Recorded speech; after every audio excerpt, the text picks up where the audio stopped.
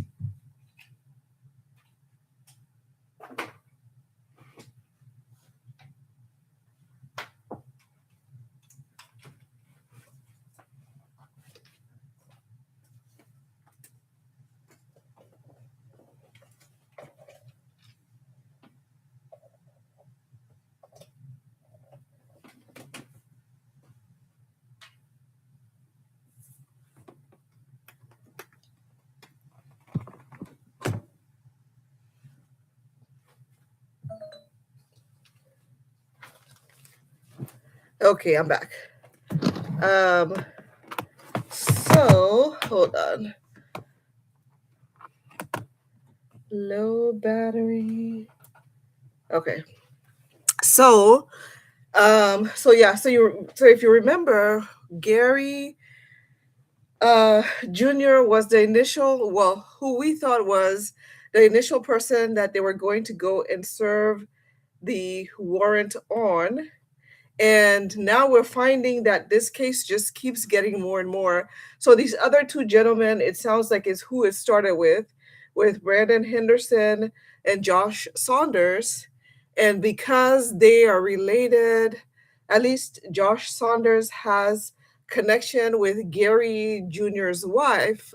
I mean, with Gary Jr.'s sister, um, it kind of led them through all these things. So we will have to see where this leads because it just keeps getting bigger and bigger. And these guys were charged with 25 counts of child sex crimes. And so it sounds like there's so much more going on here. And I'm kind of, I'm glad that the gag order isn't stopping us from learning these things. But, like I said, there was a gag order that was put in place, but apparently it's not stopping us from learning these things. So let me see what it says here. So it says 21 counts one count for a child for endangering children, two counts of endangering children, four counts of gross sexual imposition, four counts of the same thing, and then eight counts of battery and two counts of endangering children. And so there are so many different counts here. It says, according to the indictment, Henderson's charges include charges against a minor who is 13 years old. So there's going to be a lot that has to be explored and gone through in these cases.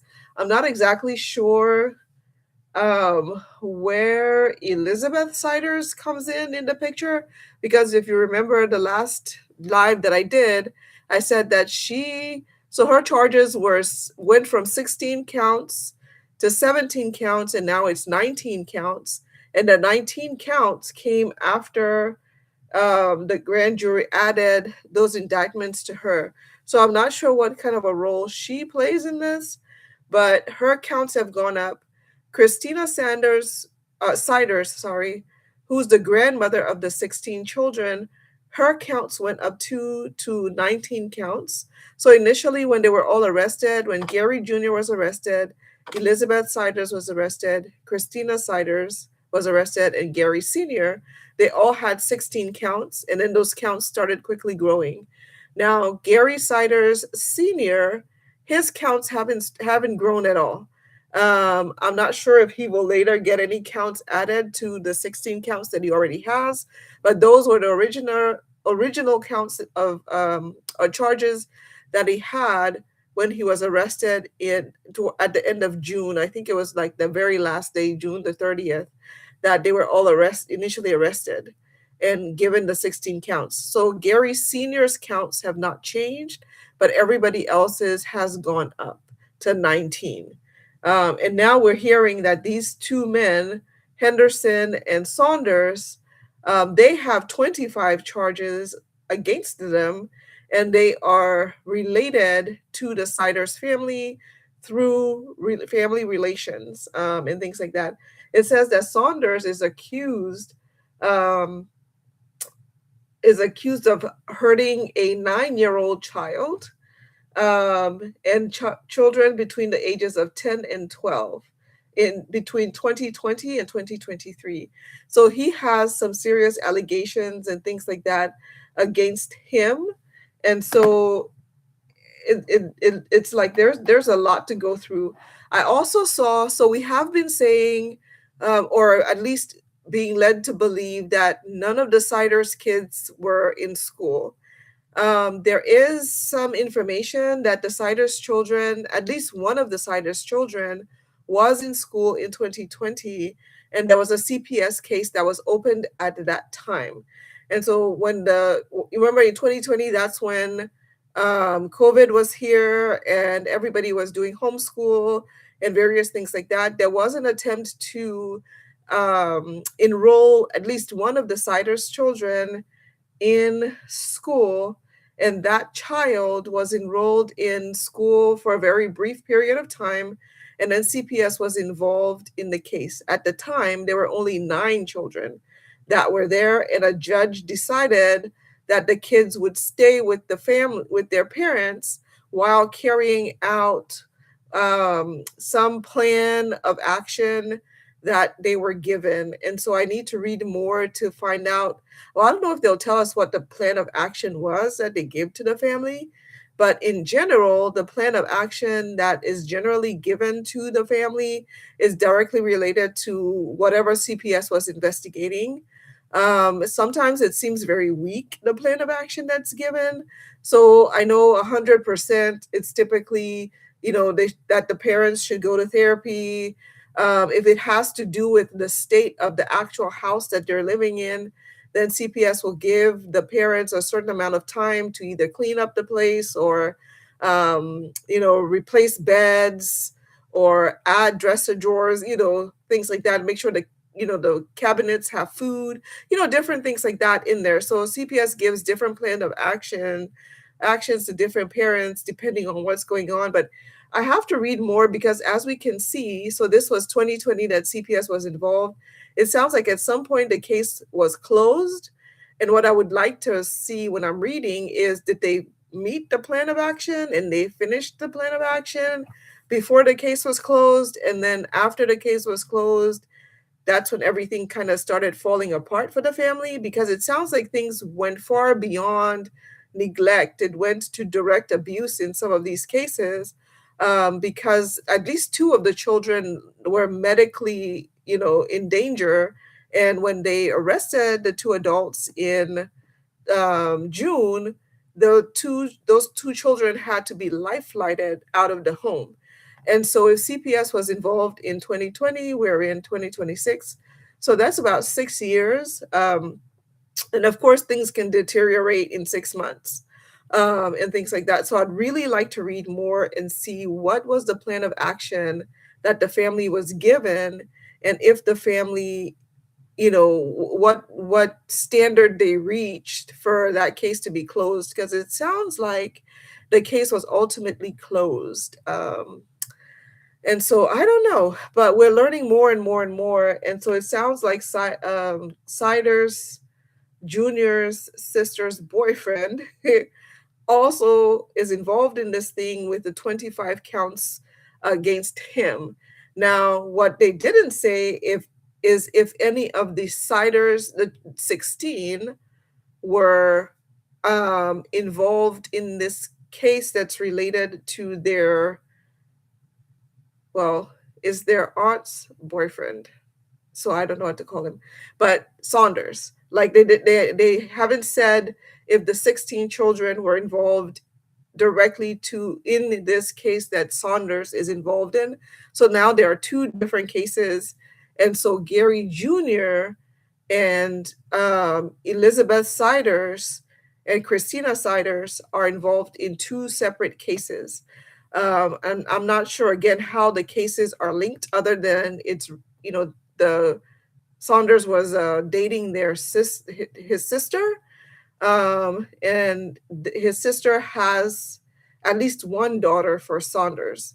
And so we'll have to wait and see where this case goes to see how all of them are related in this situation.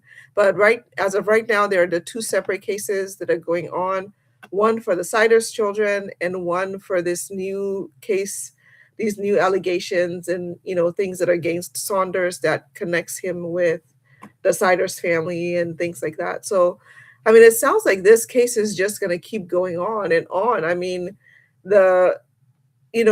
by now I would have thought that we would have more clarity in everything, but it sounds like that one warrant that initially sent police to that door just opened so many other things. I mean, we thought the warrant was for May.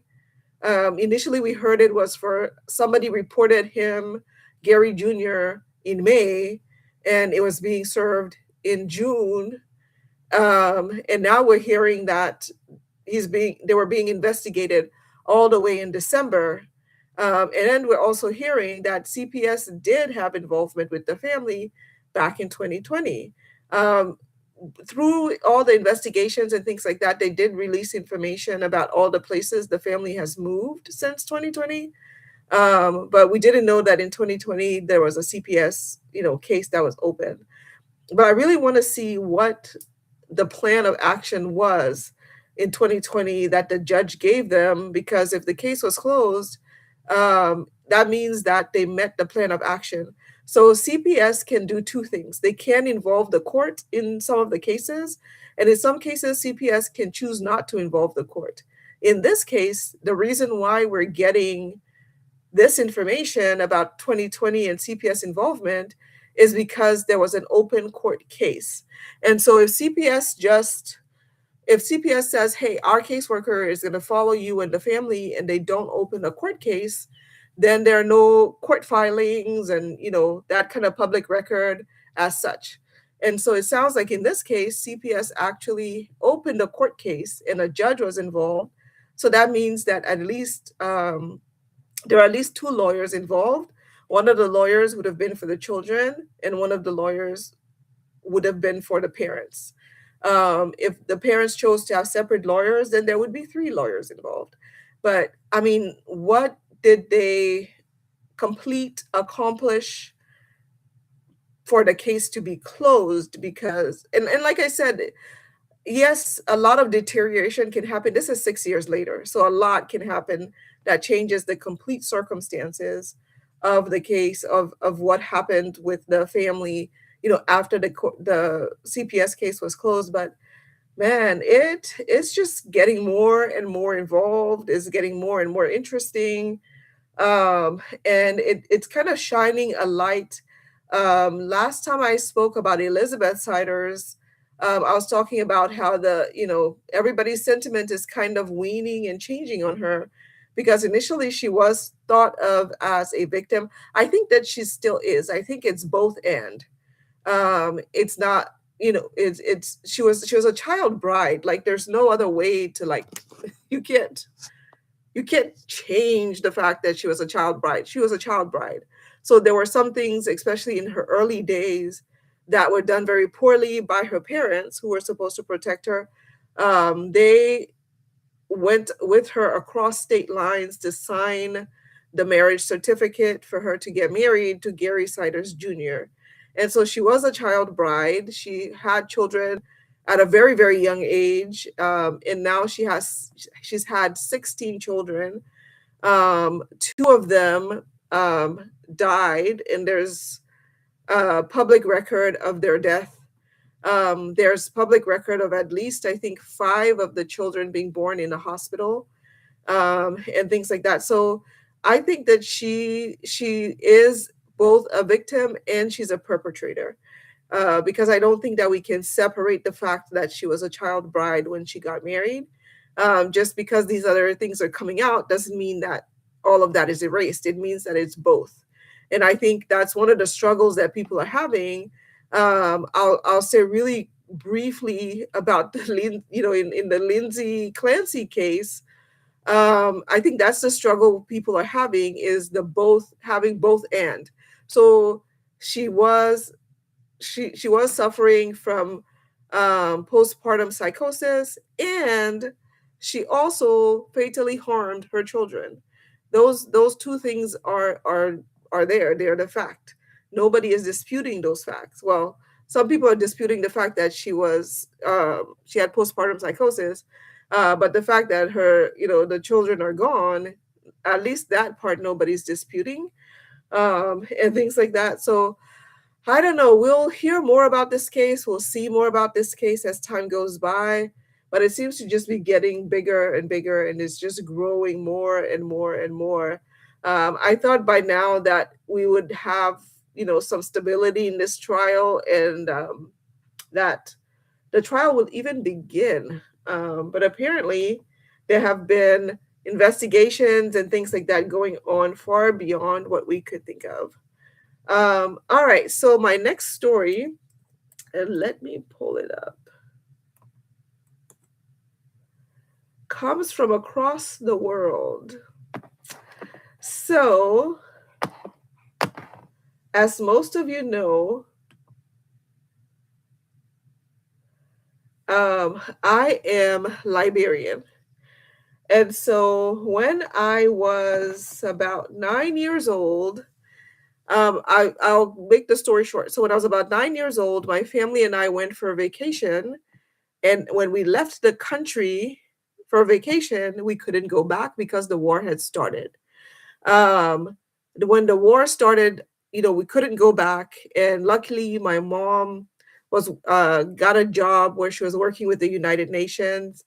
And we were very privileged in that part of it, because she was able to take care of us, while not being able to return to our home country, and just so many different things going on at that time. Well, Jewel Taylor, let me tell you a little bit about her. So she was vice president. So she was the 30th vice president of Liberia. She served um, as first lady. So here's the part where everybody gets frazzled. So it says, let me just read it straight, right? So it says she's a Liberian politician who served as the 30th vice president of Liberia from 2018 to 2024. She was married to the convicted warlord and former President Charles Taylor from 1997 to 2006 and was First Lady of Liberia during that time. So she has been vice president and she has been First Lady.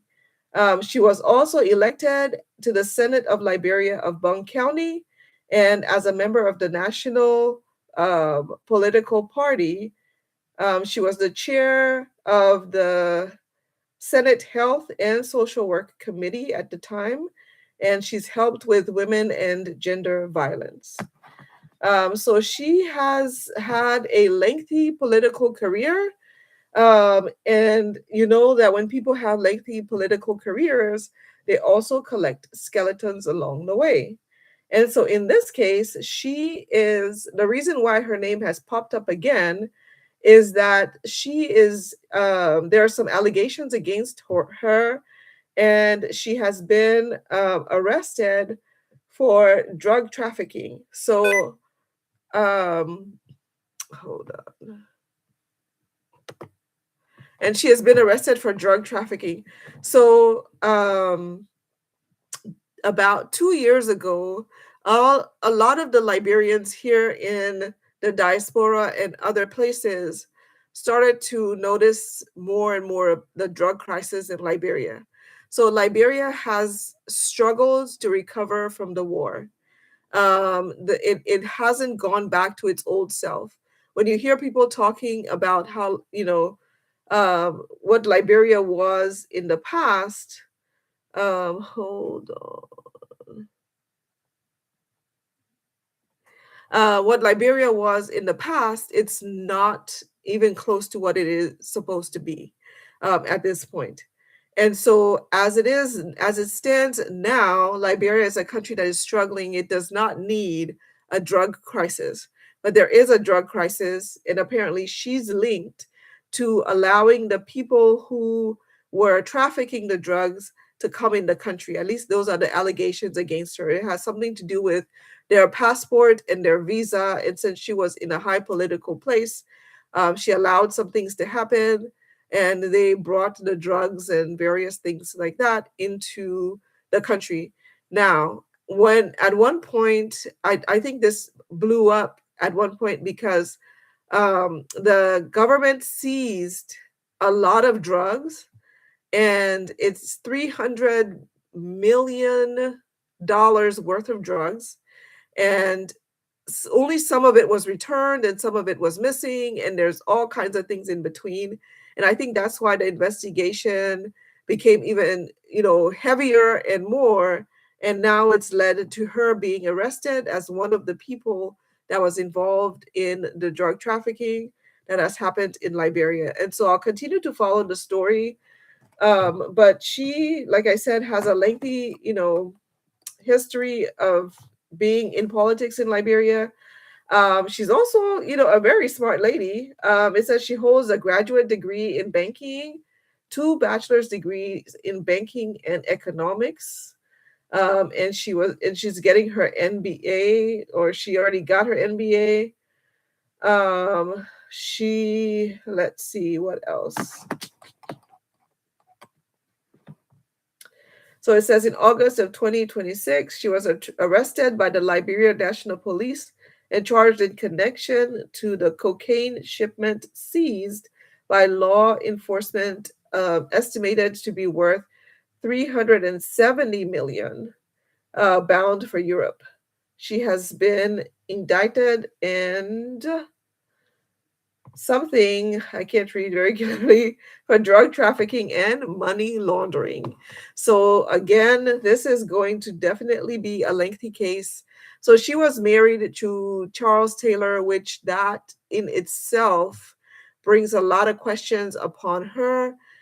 He is, in jail. I'm not sure when and if he's ever going to get out of jail, but he was indicted on war crimes and um, then put in jail. There at that time there were several people. It's all about diamonds. If you've ever watched the show Blood Diamonds, that's kind of part of where all of it came from. Like that was also a part of what happened. So there were so many people that were on trial at that time. I'm not sure if she ever went to the courts because she was his wife, and you can't really force somebody to testify against their husband, and things like that. But yeah, so this whole case, some people are very supportive of her, and some people are not very supportive of her, and a lot of it has to do with the fact that she was married to him during the time that the war was happening, and there were a lot of people died for just no reason whatsoever, and some people died in such very bad ways. There were so many things that happened, and it didn't look like she was helping the situation at all. She was just telling him, let's stop doing these things. So there are some people that support her, and there's a lot of people that do not support her. But this is going to be more of a trial on this, indictment that they have against her for drug trafficking and for money laundering. So we will definitely see how things go. I know when Charles Taylor was arrested, and things like that, some people felt that she should have been as well. They felt that she should have been arrested and tried and things like that, but that didn't happen. And so we will see what happens now with these two charges that she has against her. When it comes to drug trafficking and money laundering, you never know what's going to happen, and things. So we will have to wait and see what's going to happen on that case.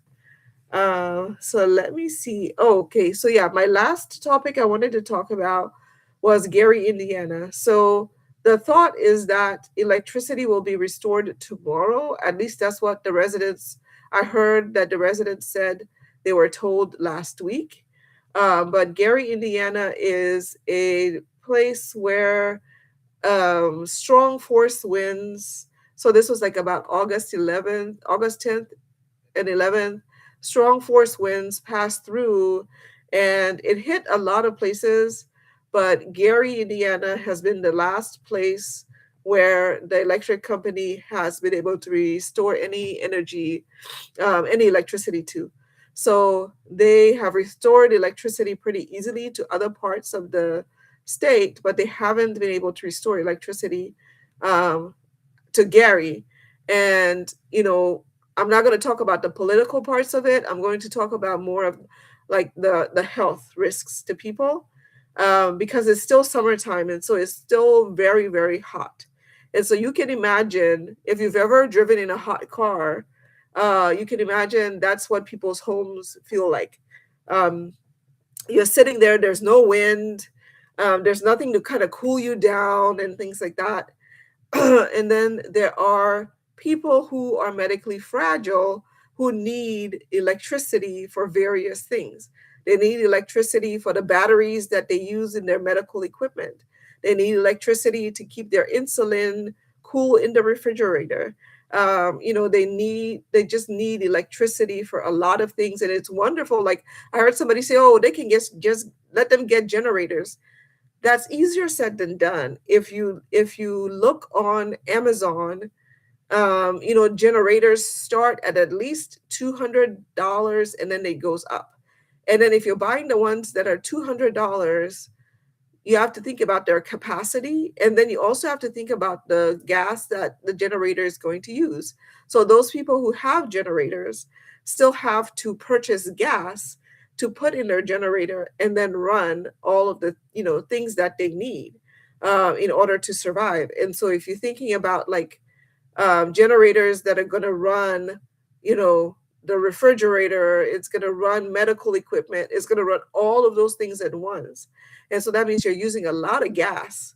And I don't know anything about the watt hours and all of that stuff from generators, but I think you need a pretty powerful generator to run all of the different things that need to be ran in order to keep somebody medically stable.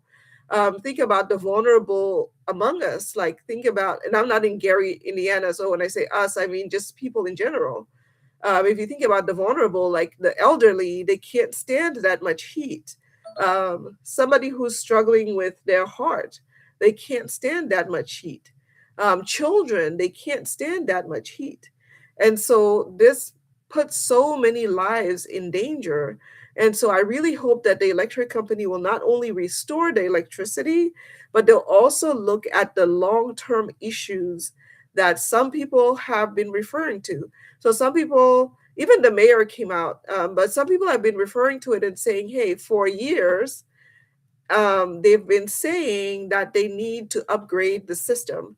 When I heard one of the residents talking, it reminded me of here in Texas when we had the first, like, really, really intense hard freeze. I don't know if that was like 2021 or something like that. But our electricity went out, right? And so it was restored, but there were a lot of places where it went out for a couple of weeks, at least a week or two. And we found out that our grid is separate from the rest of the grids, because in Texas, we're afraid of regulation. And so we didn't join, like, there's a national grid of some kind, and we're not a part of that. We have our own separate grid. So when our grid was knocked out, they like it wasn't something that the rest of the nation could kind of pitch into and help. And so Reliant is our biggest provider of energy, and so they had to get out there and start fixing the place and mending things and all of that stuff. And so in Gary, Indiana, I'm not sure how their electricity is set up, if it's set up anything like ours, but the bottom line is that for years, residents and people have been saying that the grid needs to be upgraded, and so I'm hoping that they'll do that, and so that they can be prepared for the next storm or for the next thing that happens, because you don't want the same thing to keep repeating itself. That means you're not learning from the situation. And we always want to be able to learn from situations that happen around us. And so, yeah, so that's what's happening. I hope that they will restore power tomorrow, for all those people, or I hope that they can move them into a place where they can get, the care and the things that they need. I know that during the storm that we had, um, they were saying if you can take the medically fragile person in your home to the nearest hospital, because obviously at that point for us there was ice on the roads and things like that.